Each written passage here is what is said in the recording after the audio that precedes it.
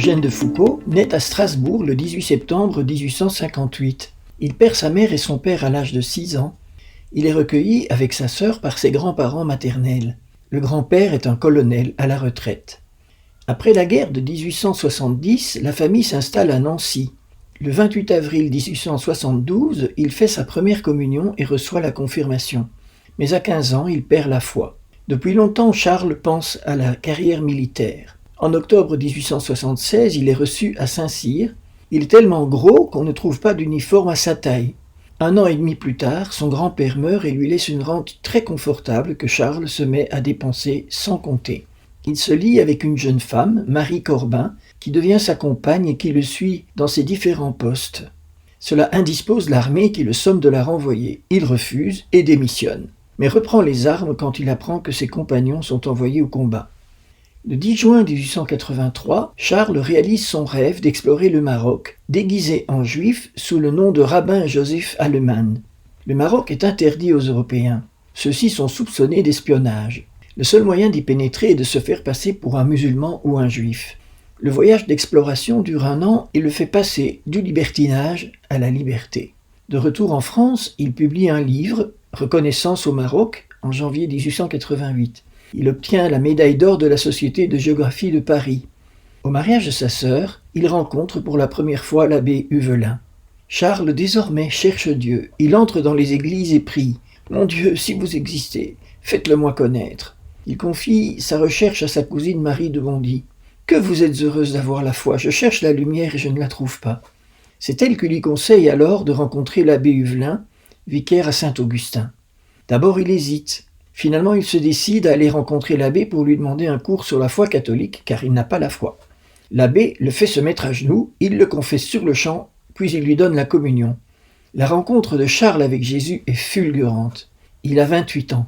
En mars 1887, Charles est bouleversé par un sermon de l'abbé Huvelin, devenu son directeur spirituel. Notre Seigneur a tellement pris la dernière place que personne n'a pu la lui ravir. Toute sa vie, il va chercher à imiter Jésus à la dernière place. Il décide d'entrer à la trappe de Notre-Dame-des-Neiges sur les hauts plateaux des monts du Vivarais. Ce choix est guidé par le fait que cette trappe est très pauvre et qu'elle a une fondation en Syrie où il espère bien être envoyé.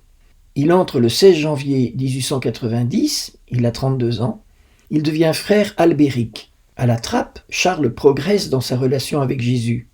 Il écrit à un ami « Pourquoi suis-je entré à la trappe ? Par amour, par pur amour. J'aime notre Seigneur Jésus-Christ, bien que d'un cœur qui voudrait aimer plus et mieux, mais enfin, je l'aime, et je ne veux pas traverser la vie en première classe, pendant que celui que j'aime l'a traversée dans la dernière. » Au bout de quelques années, Charles, frère albérique, se sent appelé hors de la trappe. Avec l'accord de ses supérieurs qu'il apprécie beaucoup, il part pour Nazareth. Il loge dans une cabane en planches hors de la clôture des sœurs Clarisse. Il y reste 3 années. Il se sent appelé à l'évangélisation des musulmans. Finalement, il est ordonné prêtre le 9 juin 1901. Il obtient l'autorisation de s'établir à proximité de la frontière du Maroc, qu'il aime tant, à Beni Abbès.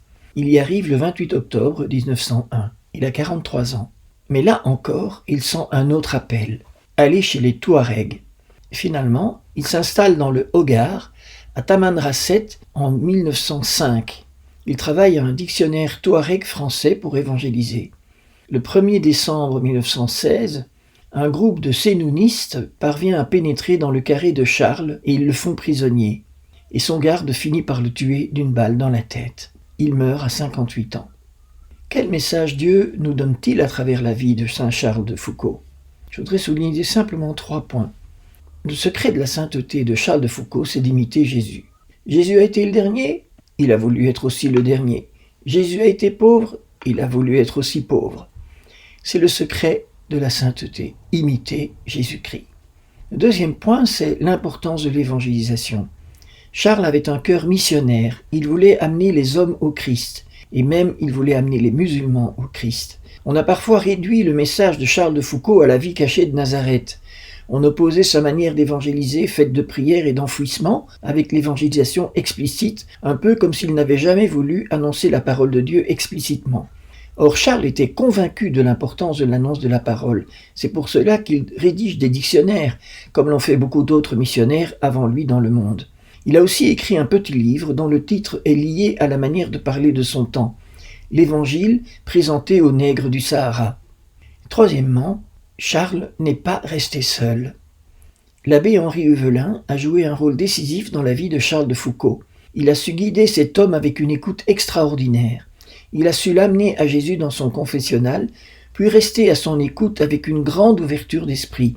Il en fallait pour suivre Charles qui changeait si souvent d'intuition, passant de la trappe à l'ermitage de Nazareth, puis à Beni Abbès et à Tamanrasset.